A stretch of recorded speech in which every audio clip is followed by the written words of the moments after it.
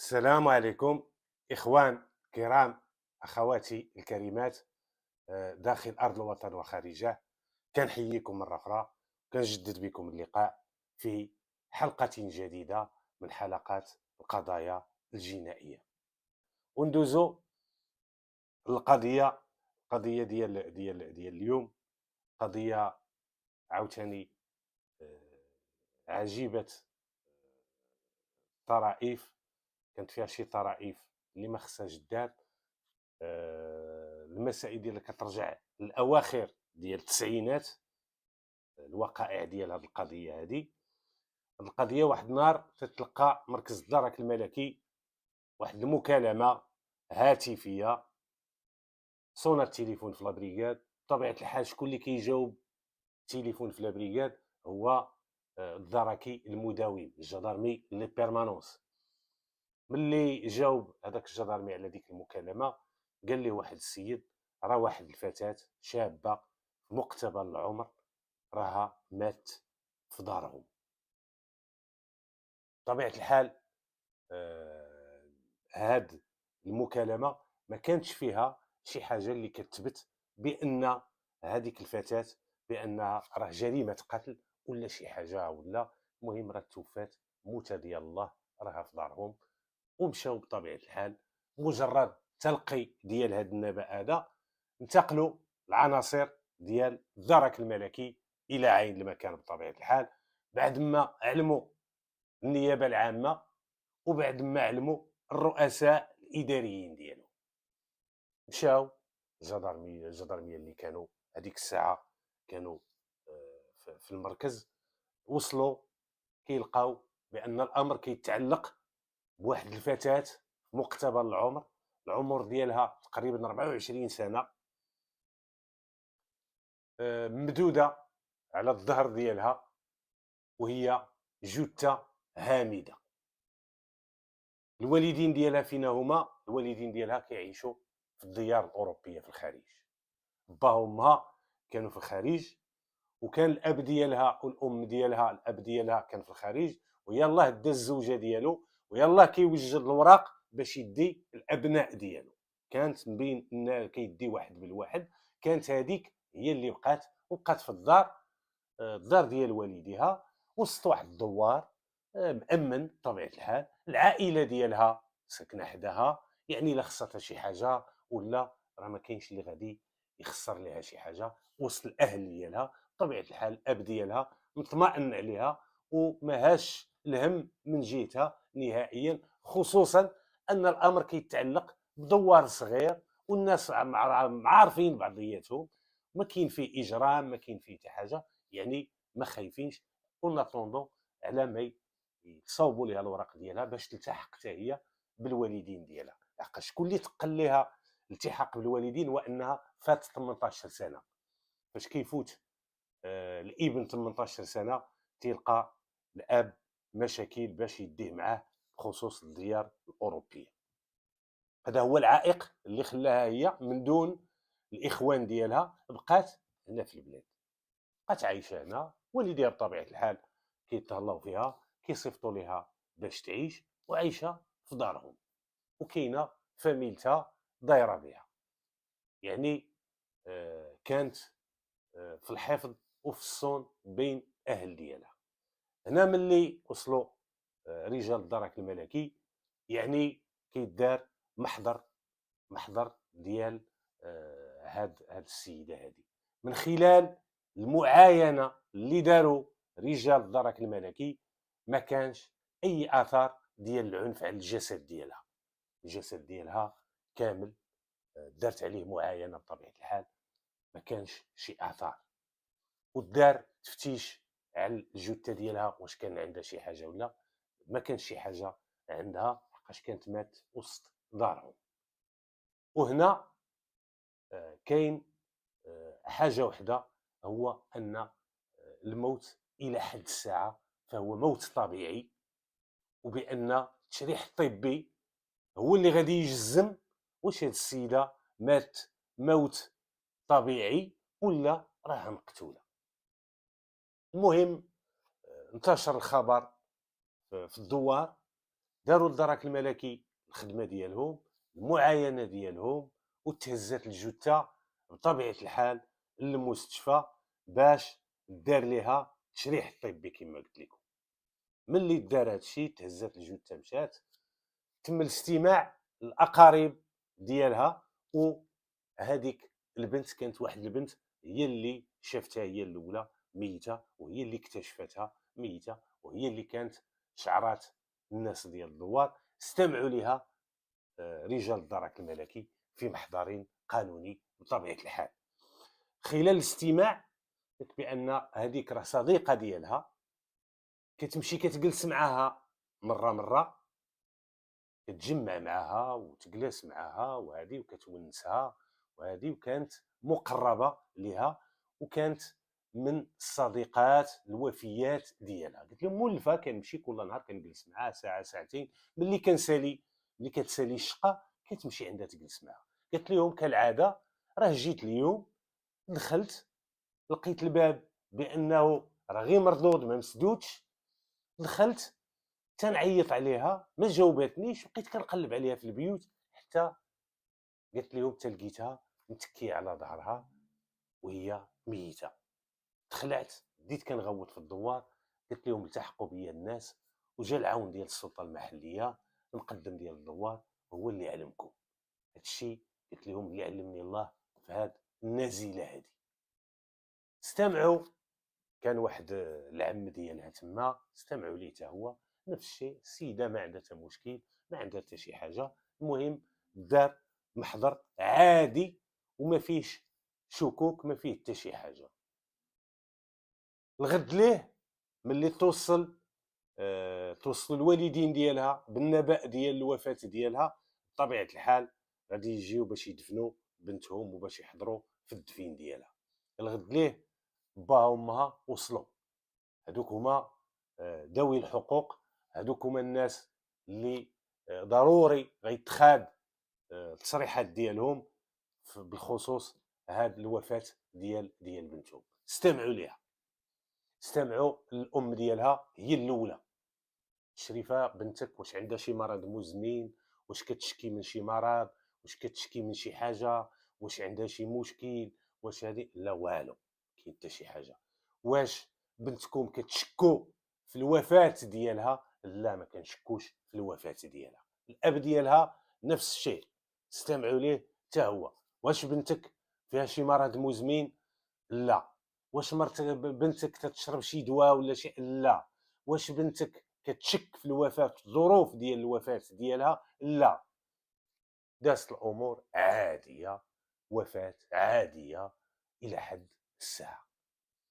دار تشريح طبي، جا تشريح طبي، النتيجه ديال التقرير ديال التشريح الطبي بان الوفاه وفاه طبيعيه، الوفاه ما فيها حتى شي حاجه اللي مخالفه العاده، موته ديال الله كما كيقولوا بالعاميه ديالنا. بطبيعه الحال ملي خرج تقرير ديال التشريح الطبي، هنا سطوى الملف ديال البنت، ما بقاش مشكل، يعني البنت غادا تدفن.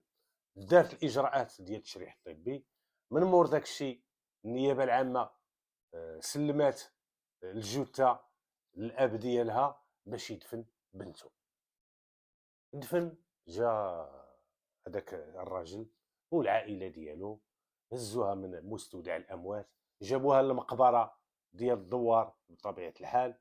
ملي جابوها للمقبره ديال الدوار دفنوها، تدفنات، امور عاديه، ما كاين حتى شي حاجه. الاب ديالها ما عنده حتى شي حاجه في راسو، الام ديالها ما عندها حتى شي حاجه في راسها، حتى شي واحد. هانيه الامور وعاديه الامور، ودازت الوفاه ديالها ومراسم ديال الدفن ديالها في ظروف عاديه. بداو الناس كيجيو العزايه بطبيعه الحال كيهزيو، بداو كيهزيو الناس كيجيو بطبيعه الحال، المعارف ديالهم والناس ديال الدوار. نهار ديال 3 ايام داروا الصدقه بطبيعه الحال كما جرت العاده، داروا الصدقه ديالهم، داروا المسائل ديالهم. والديه هو بطبيعه الحال تاثروا بالوفاه ديال بنتهم، لحقاش فتاه في مقتبل ديال العمر 24 سنه، يلاه مازال شابه بطبيعه الحال، الحرقه ديالها غادي تكون صعيبه بطبيعه الحال. مور ما دوزوا المسائل ديالهم ودوزوا العزو ديالهم، دوزوا المسائل، دوزوا شي ايامات تما، ما رجعوش في البلاصه، ما رجعوش في البلاصه، بقاو تما في الدوار، دوزوا شي ايامات. دازت ايامات قليله، قليله ماشي بزاف، بس تقريبا واحد اش غادي نقول لكم، تقريبا واحد السيمانه 10 ايام مور الوفاه ديالها، سيمانه ما تكون غير سيمانه. حتى لواحد النهار كيجي الاب ديال هذيك الشابه للمركز ديال الدرك الملكي، وكي بغى قائد المركز، قال ليه الجدرمي لي بيرمانونس اش بغيتيه؟ قال لي بغيتو على شي حاجه ضروريه، بالخصوص الوفاه ديال بنتي. مرحبا بنتك راه مات عاديه، راه درنا المحضر. قال ليه لا، عندي شي جديد بغيت نقولوا لا جداد. دخلوه بطبيعه الحال عند لا جداد، دخل هذاك الراجل عند قائد المركز الشريف، كيبقى الخاطر هانيه الامور، شويه كي بقيتو مع الفرق ديال بنتكم بخير الحمد لله، هذا الكتاب ديال الله. المهم داز داك الحديث الاول، قال لي الشريف كاين ما نقضي، اش حب الخاطر. قال لي يا ودي راه عندي شي معطيات في الوفاه ديال بنتي. قال لي شنو هي هاد المعطيات اللي عندك يا شريف؟ قال لي يا ودي بنتي راها ما ماتش موت طبيعيه، بنتي مقتوله. قال لي قائد المركز ودي راه كاين تشريح طبي، كاين تشريح طبي، كاين تقرير اللي كيقول في النتيجه ديال التشريح بان بنتك راه مات موت طبيعي، ما ماتش مقتوله ولا مات شي حاجه، راه مات موت طبيعي. يعني راه الطب الشرعي هو اللي كيجزم، هو يجزم. راه تنظن راه غير شكون اللي قال لك هادشي؟ قال لي ودي راه دايره الهضره في الدوار، دايره المسائل. قال لي ودي الا بغيتي باش شكيتي ولا شي حاجه، راه كاين الوكيل العام، غتلتجئ للوكيل العام، هو اللي غادي يقدر باش يعطينا الاذن. ومرحبا ملي تعطينا الاذن من النيابه العامه، مرحبا غنعاودو نفتحوا بحث وغادي نستمعوا ليك، واي المعطيات اللي غتعطينا في التصريحات ديالك راه غيدار فيها بحث، وغنشوفوا النتيجه ديال البحث اش غيخرج منه. قال لي مرحبا، ما قلتي عيب، الله يعاون الله يعاون. مشى داك السيد الغد ليه ما وقف حتى عند الوكيل العام المختص ترابيا. تحفظت باش نقول المكان حفاظا واحتراما للخصوصيات ديال الناس، داكشي علاش ما قلتش المكان بالضبط فين وقعات القضيه. المهم مشى السيد، مشى عند الوكيل العام، استقبلو السيد الوكيل العام، قال ليه انا راه كانت عندي واحد بنتي، انا راه مقيم في الخارج، وراه بنتي تتعيش هنا بوحدها، وراه سمعت بان الوفاه ديال بنتي راه ماشي طبيعيه، وبان بنتي راه تقتلات. وانا راه هاد الهضره ما سمعتهاش من واحد ولا من جوج ولا من ثلاثه، راه سمعتها من بزاف ديال الناس. قال له واش متيقن من هاد الهضره؟ واش هاد الناس هادو يقدروا يشهدوا بهاد المسائل ويعطيو هاد المعطيات؟ قال لي الله اعلم، هادشي اللي عطى الله، وانا باش يبرد خاطري بغيت باش تعاود تجبد بنتي ويدار لها التشريح الطبي المضاد. قال ليه الوكيل العام بطبيعه الحال مرحبا، انا غادي نعطي تعليمات للضابطه القضائيه للمركز ديال الدرك الملكي اللي مختص ترابيا، اللي كاين تما في البلاصه فين ساكن. سير راه غادي نعيط عليهم. عيط بطبيعه الحال، تلقى المركز قائد المركز واحد المكالمه من عند الوكيل العام، قال ليه هذاك الوفاه راه غادي تجيكم واحد الارساليه غادي تفتحوا فيها بحث. جات ديك الارساليه، وكانت في التعليمات هو باش يتستخرج الجثه ديال ديك البنت من القبر ديالها، وتمشي للتشريح المضاد، يتجري عليها تشريح المضاد، كونتروتوبسي. المهم جات السلطه المحليه، الجدرميه، جاو الناس ديال الانعاش، حفروا هذاك القبر، دارت المسطره ديال استخراج واحد الجثه من القبر دارت بطبيعه الحال هذيك المسطره، تهزات هذيك الجثه ودارت في سياره ديال نقل الاموات ومشات عاوتاني للدار البيضاء، واحد المركز اللي هو كبير ديال التشريح الطبي. تما غادي دار على هذيك البنت تشريح المضاد. الدرك الملكي بطبيعه الحال ما يمكنش يديروا شي حاجه حتى يتسناو النتيجه ديال التشريح الطبي اش غادي يخرج منه. يعني التشريح الطبي يقول لك بان راه ماشي بوفاه طبيعيه ولا طبيعيه. الا كانت طبيعيه راه غادي ترجع ديك الجثه للقبر ديالها ومريضنا ما عنده باس وغيتسطوى الملف. هذيك الشكايه اللي دار الاب ديالها المصير ديالها هو الحفظ، وإلا بانت شي معطيات اخرى بطبيعه الحال غيدار فيها بحث. هنا دابا كلشي كيتسنى تقرير ديال التشريح الطبي المضاد اللي غادي يتجرى على ديك الجثه اللي تخرجات من القبر ديالها بعد تقريبا اسبوع من الدفن. المهم دازت واحد 10 ايام كيعيط لحقاش التشريح الطبي باش كيديروه الطبيب الشرعي اللي مكلف بالتشريح، التقرير ديالو يحال على النيابه العامه، وعاد النيابه العامه تعطيه الضابطه القضائيه باش تخدم عليه الا كانت شي معطيات بطبيعه الحال اللي هي مخالفه للتقرير ديال التشريح الطبي اللي تجرى في الاول. ملي خرج التقرير الطبي هنا كانت المفاجاه الغير المنتظره واللي كان كيجهلها شحال من واحد.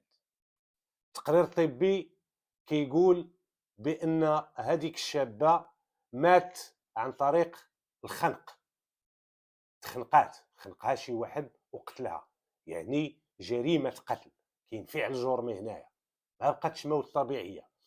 كما ان التشريح الطبي كيثبت بان هذيك السيده هذيك الشابه هذيك المرحومه الله يرحمها ويوسع عليها كانت حامله رغم انها ما مزوجاش وما عمرها كانت مزوجه، حامله وكان الجنين ديالها تقريبا يلاه في الاوائل ديال الشهوره الاولى ديال الحمل.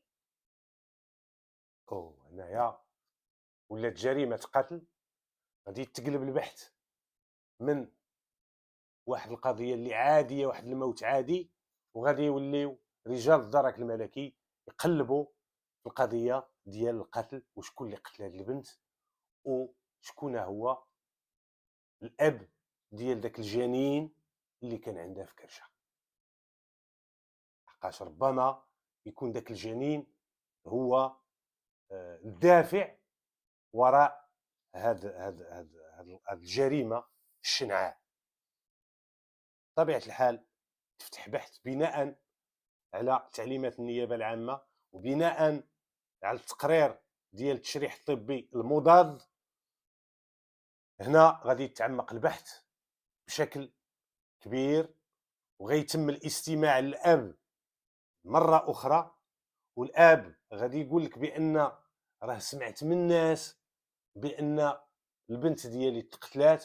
شكون اللي قالها لك؟ قالها لي فلان، قالها لي فلان، قالها لي فلان. تم الاستماع لدوك الناس كاملين تم الاستماع لهم، كاملين تيقول لك اودي غير كنسمعوا شكون اللي قتل الله اعلم. هنا من خلال البحث تبين بان شكون الصديقه المقربه ديالها هي هذيك البنت اللي دخلت عليها ولقاتها ميته. يعني هذيك ربما تفيد البحث لحقاش غادي تكون هي الصديقه المقربه، غادي تكون ربما على اطلاع بالاسرار ديال هذه البنت هذه وهذه المرحومه هذه. يعني الاستماع لها في هذه القضيه ضروري ومؤكد. بعد ما استمعوا رجال الدار كما قلت لكم الاب ديالها، ام ديالها، دوك الناس واحد 3 الناس اللي قالوها الاب ديالها، ولكن دوك 3 الناس ملي تم الجدرميه استمعوا لهم اودي غير كنسمعوا وصافي، ما عنديش شي حاجه اللي نفيدكم بها. ولا هنا شافوا رجال الدرك الملكي بان الاستماع لصاحبتها ضروري ومؤكد. تم الاستدعاء ديال الصديقه ديالها، وتم الاستدعاء ديالها للمركز باش يستمعوا ليها بشكل مفصل، بشكل مفصل، لحقاش دابا ولات جريمه القتل ما بقاتش شي حاجه ديال اللعب. يعني خص تكون المسائل كلها مضبوطه، خصوصا بعد ما ثبت بان راه التشريح الطبي الاول تيقول لك بان الموت طبيعي، والتشريح المضاد كيقول لك بان الموت عن طريق الخنق، مور بار سترونغولاسيون. يعني كاين تضارب في التقريرين، خصك تعرف شكون اللي غلط فيهم. هنا الصديقه ديالها المقربه ملي تم الاستماع لها، كتعرفوا الناس وبنات ديال الدوار كيكونوا نيه، ما كيكونوش مجبدات بكل سهوله، ماشي تلقات معها شي صعوبه في الحصول على المعلومات والاسرار اللي كانت عندها ديال المرحومه. خلال الاستماع لها قلت لك ودي بان المرحومه كانت على علاقه خارج الاطار الشرعي للزواج مع واحد من عمها فلان، راه كانت عنده علاقه مع هذه المرحومه. وراه المرحومه كانت تتعاود ليا بان راه عندها علاقه مع ابن عمها، وراه موعدها بالزواج، وهذه وكانت علاقه اللي هي متينه بيناتهم، خصوصا انهم مع عائله وحده.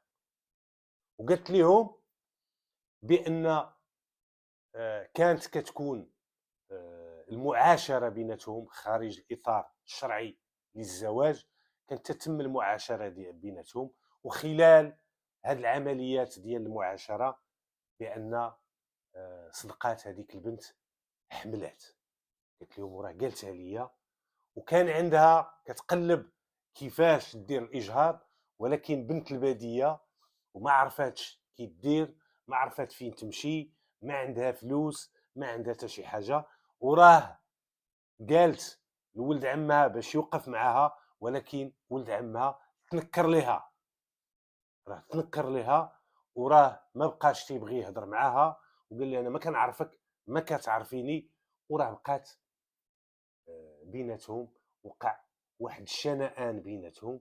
ولكن بخصوص القتل ما نقدر نقول لكم واش هي قتلت راسها، واش هو اللي قتلها ولا. المهم هو انه كان تيهددها وتيقول لها تجبدي سميتي، ولا تقولي تمشي لعند الجدارميه، ولا هذه ولا هذه، راه غندير لك ونفعل لك. كانت تتلقى تهديدات لا اقل ولا اكثر. ولكن الظروف والحيثيات ديال الوفاه ديالها قالت لهم انا كنجهلها، ما كنعرف شي حاجه. هاد السيده هادي عطات معطيات اللي تقدر تفيد في البحث بطبيعه الحال. وهنا كاي خيط، بان الخيط ديال داك بني عمها اللي كان معاها على علاقه غير شرعيه. جابوه استدعوه عفوا رجال الدرك الملكي، ما لقاوهش. ملي سولوا الوالدين ديالو قالوا لهم اودي راه مسافر، راه ما كاينش. الله يرحم الوالدين، مجرد ما يجي قول ليه امتثل عندنا، راه بغينا نسولوه في شي حاجه. دازت شي ايام، يومين 3 ايام، مازال ما جاش. شي شويه دازت 4 ايام ولا جا الاب ديال الضحيه على بريغات تيغوت واش السيد ما بغيتوش تشدوه، واش هادي. اودي راه مشينا، قالوا ليه جدرمي راه مشينا، وراه عاودنا مشينا عنده للدار، خلينا استدعاء الوالديه، وراه قالوا لنا مسافر، وراه قالوا لنا غادي يرجع، وقلنا لهم ملي يرجع قولوا ليه باش يمتثل. الاب ديال الضحيه قال لهم هذاك راه ولد خويا، وراه كاين في الدار مخزون، ما مسافر ما حتى شي حاجه. واش متيقن هادشي اللي كتقول؟ قال لهم متيقن، كاين في الدار راه مخزون، ما بغاش يجي عندكم. هنا رجال الدرك الملكي بناء على هذه المعلومه اتصلوا بالنيابه العامه ومشاو للدار واقتحموا الدار من اجل تفتيش ديالها باش الا كان تما يتعتقل.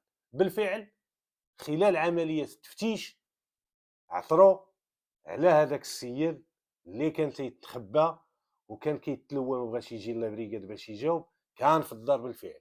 يعني الاب ديال الضحيه كان على صواب وكان على حق، والمعلومات ديالو كانت مضبوطه، تعتقل وجابوه. تفتح معاه بحث، طلع للجبل. طلع للجبل هنا هو فين زبلها هي، وفين تقبلها العين، هو انه انكر جمله وتفصيل اي علاقه تربطه بالضحيه. تما هو عماه الله، تما قال لك انا ما عمر كانت عندي علاقه، ما عمر انايا هذيك السيده بيني وبينها شي حاجه، عمري وعدتها بالزواج، عمري تختليت بها، عمري يعني مسح السما بليقه، وما بغى يعترف حتى بشي حاجه. هنا كتتم المواجهه ديالو بديك الصديقه ديال المرحومه. الصديقه ديال المرحومه جات خذات الاقوال ديالو بطبيعه الحال بان راه ما كيعرفها، ما كتعرفوا ما بينه وبينهم اي علاقه الا العلاقه ديال القرابه بطبيعه الحال اللي كاينه بيناتهم، ما عمرو تختلى بها وما عندوش معاها شي علاقه. هذا هو التصريح ديالو. جات هذيك الصديقه ديال الضحيه، جابوها رجال الدرك الملكي. ملي جابوها بطبيعه الحال باش يواجهوها بهذا المعني بالامر. خلال عمليه المواجهه ذكراتو هذيك السيده بان واحد النهار راه كانت معاها، جات معاها باش يتلاقاو برا ديال الدوار، وقالت ليه مره اخرى عاوتاني جيت انا وياها، راه كنا خرجنا من الدوار ومشاو لواحد البلده قريبه، وجيت انا وياها وتلاقات معاك تما عاوتاني. يعني جوج ديال المناسبات فاش كتحضر هاد السيده هادي كتلاقى مع هاد خينا اللي كينكر. وبقات قالت لي نعس الشيطان تلاقيت معاك انا وياه وجيت عندها وكانت عندكم علاقه وهادي وهادي وهادي وهادي. هو بقى طالع للجبل بطبيعه الحال، ما بغاش باش يعترف، بقى طالع للجبل. المهم الشريف نعس الشيطان، السيده راه كتقول لك اش كاين اش كاين. تم الاتصال بالنيابه العامه، تم الاتصال بالنيابه العامه في شخص الوكيل العام، قال لك الوضع ديالو تحت التدابير ديال الحراسه النظريه. ومشى رجال الدرك الملكي، دارت واحد العمليه ديال التفتيش في المنزل ديالو ملي تعتقل. ملي دارت عمليه التفتيش في المنزل ديالو تم الحصول على صور فوتوغرافيه ديال الضحيه عنده معاه في حوايجو. لقاو صور فوتوغرافيه ديال الضحيه كانوا عنده. الا هاد السيده كتنكر انت بان عندك معاها علاقه، او ما صور فوتوغرافيه ديالك انت وياها داروهم في شي بلده اخرى كانوا بجوج، وكاينين صور فوتوغرافيه هي بوحدها، اش كيديروا عندك وانت كتقول ما عمرك تلاقيتي معاه في شي بلاصه؟ ها هما الصور، تحجزوا دوك الصور، تواجه بدوك الصور. بقى داك النهار طالع للجبل. النهار الثاني في الصباح صافي عرف راسو راه مكوانسي وما عنده فين يهرب. قال الجدرمي اللي كان بيرمانونس، قال لي راه بغيت نعترف بكل شيء ونقول لكم الحقيقه. بطبيعه الحال الجدرمي اللي كان بيرمانونس قالها لقائد المركز، قائد المركز قالها الجدرميه اللي كانوا مكلفين بالبحث، واستمعوا ليه في التصريح الثاني. وجا التصريح ديالو على الشكل التالي، بان ما يزيد من 3 سنين وهو داير علاقه مع ديك بنت عمو، وكان تيتلاقى معها بين الفينه والاخرى، وتختلى بها في عده مرات. وقال لهم كنت كنجي خلسه بالليل وكنجي عندها للدار، لحقاش كانت ساكنه بوحدها ووالديها كانوا في الخارج، وكانت كتدخلني للدار وكنجلس انا وياها. واعترف بافتضاد البكره، واعترف بان راه بالفعل جمعته معها ممارسات جنسيه خارج الاطار الشرعي ديال الزواج. واعترف بان السيده خلال المعاشره اللي كانت تجمعوا معها بانها حملات منه. ملي حملات منه خاف باش ينكشف الامر ديالو، وخاف من اللوم ديال عمو وديال العائله، وديال بالخصوص ان كتعرفوا دوار وكانت عائله محافظه، خافوا من الفضيحه وخاف من سميتو. هي بقى تيخمم، قال لهم كنت تنخمم شي حاجه اللي تفكني. راه درت معاها البارح بالليل، مشيت عندها للدار خلسة، دخلت. ملي دخلت جلست معاها شي شويه وانا نغفلها وانا نقجها وطيحتها ودرت ليها الوساده على وجهها وبقيت بارك عليها حتى قدام الامانه امانته، وخرجت في حالتي وخليت الباب ديال برا محلول باش الا تكتشفات، باش تكتشف، باش يجي شي واحد يلقاها ما تبقاش تما حتى تخنات. ومشيت في حالتي. والدافع من وراء هذه الجريمه هو الحمل، واللي كان الدافع. قال لهم باش نسكتوا، باش نخزن هذه الفضيحه هذه، درت هذه المسائل هذه. هنا كاينه المساءله عاوتاني، كاينه تعليمات بالاستماع للقاضي، للطبيب عفوا، اللي كان مكلف بالتشريح الطبي في الاول. تم الاستماع ليه، قلت انا هذاك الشيء اللي عطاني، اللي علمني الله، راه درته. ما يمكنش تثبت عليه لحقاش ما كايناش اثباتات ماديه واش فعلا راه دار داك الشيء عن قصد ولا دار داك الشيء عن جهل. داك الشيء اللي علمه الله بطبيعه الحال بالفعل كما كيقول. هنا القانون لا يحمي المغفلين، ما غيحميكش، لحقاش انت واحد كدير واحد الكتاب، كدير واحد التقرير تبنى عليه احكام وتبنى عليه قضايا، وهي اللي كتوجه قضايا، باش تجي وتخربق فيها يا عن قصد يا ماشي عن قصد، راه كتكون المساءله القضائيه بطبيعه الحال عنده هنا غادي يتعرض للمساءله القضائيه بطبيعه الحال. وكان دار حتى هو التدابير ديال الحراسه النظريه، ذاك الطبيب الشرعي. ملي دارت حتى التدابير ديال الحراسه النظريه بطبيعه الحال دار العمليه ديال اعاده تمثيل ديال الجريمه، كيفاش قتلها هذاك السيد، كيفاش قتل هذيك المرحومه الله يرحمها ويوسع عليها في هذه العواشر. وعاود تعاودات توثقات ديك العمليه وداك الاجراء توثق بصور فوتوغرافيه اللي كتمشي مع المسطره لكل غايه مفيده، كتمشي بطبيعه الحال النيابه العامه باش تستعن بها. وكانوا تقدموا بجوج، هذاك القاتل وذاك الطبيب الشرعي، استنطقهم بطبيعه الحال الوكيل العام حالهم على التحقيق، والتحقيق دار لهم الايداع.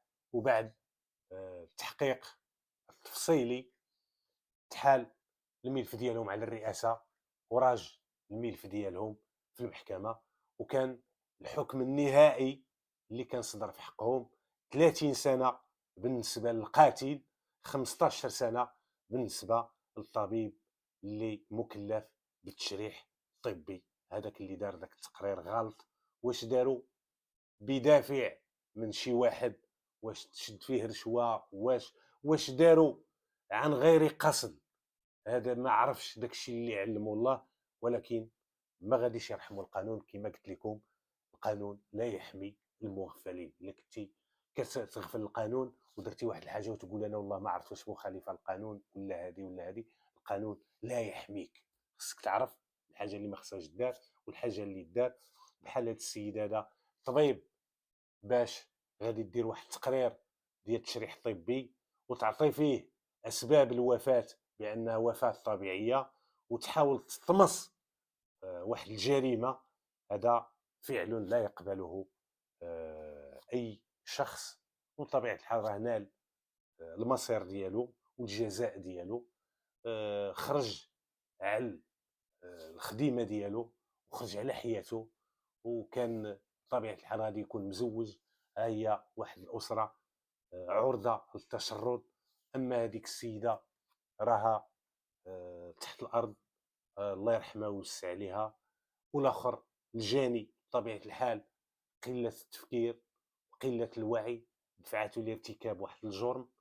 بدافع اخفاء واحد العار، واحد الفضيحه، وما عرفش كيفاش يتصرف. هو قتلها. هادشي اللي فين وصلوا التفكير ديالو، هذا هو الحل اللي لقى. هو غادي يمشي يدفن الشباب ديالو، غادي يدفنو حتى هو كان شاب مقتبل العمر، شي 28 سنه ولا 29 سنه اللي كانت عنده. يعني مشى 30 عام، ما غيخرج حتى ل 58 عام 59 عام. يعني مشات حياته هباء منثورا. كنتمنى من خلال هذه الحلقه هذه باش يعرف كل واحد كيحط رجليه، ماشي حتى توحل عاد بدا تقلب على الحلول. حاجه راه تلقى فيها المشاكل نتفاداها في الاول قبل ما باش ما نقلبش انا على الحلول اصلا، نتفاداها. هذا نداء للشباب والشابات باش يعرفوا اش كيديروا ويعرفوا فين تيحطوا رجليهم. ونتمنى تلقى هاد النصائح ديالي تلقى اذان صاغيه بالخصوص من عند الشباب ديالنا، ونتمنى تخاد منها عبر ودروس باش يعرف الانسان شنو كيدير وفين غادي وفين تيحط رجليه. وفي الختام كنشكركم على الاهتمام ديالكم وعلى المتابعه. وقبل ما نخليكم غادي راه في هاد الايام غادي نبدا ندير مره حلقه اللي غادي ندير فيها مخصصه للطرائف والاحداث اللي كانت دازت في المسار المهني ديالي. راه كنتفكرهم دابا كنبدا نقيدهم، وغادي ندير واحد الحلقه كل مره نقول شي شويه، وباش نبدلوا الروتين ديال القضايا، نضحكوا شويه ونبدلوا كما قلت لكم العاده المالوفه ديال البرنامج. في الختام ما تنساوش التشجيع ديال القناه بطبيعه الحال، وشكرا لكل من ساهم في التطور والتقدم ديال هذه القناه. واعتذر مره اخرى على المشكل ديال الصوت. المشكل ديال الصوت غنلقى ليه حل في اقرب الاوقات. كما قلت لكم هو ميكرو جاي من سميتو، جاي من كازا، ولكن خاصني لادابتور هما ما خدموش جوج. وفي القريب العاجل راه غنصيفط السيد باش غادي يجي يصيفطوا ليا باش نديروا حل لهذه القضيه. وكاينه واحد القضيه باش ما ننساهاش، كنشكر بالمناسبه الاخ عبدو من الولايات المتحده الامريكيه، كان عيط ليا اليوم، اتصل بي عبر الواتساب، قال لي الاخ حجي واحد القضيه ديال هذاك السيد اللي مشات ليه 50 مليون وتقتل، وهذه لقات واحد الحاجه ناقصه. قلت ليه شنو هي؟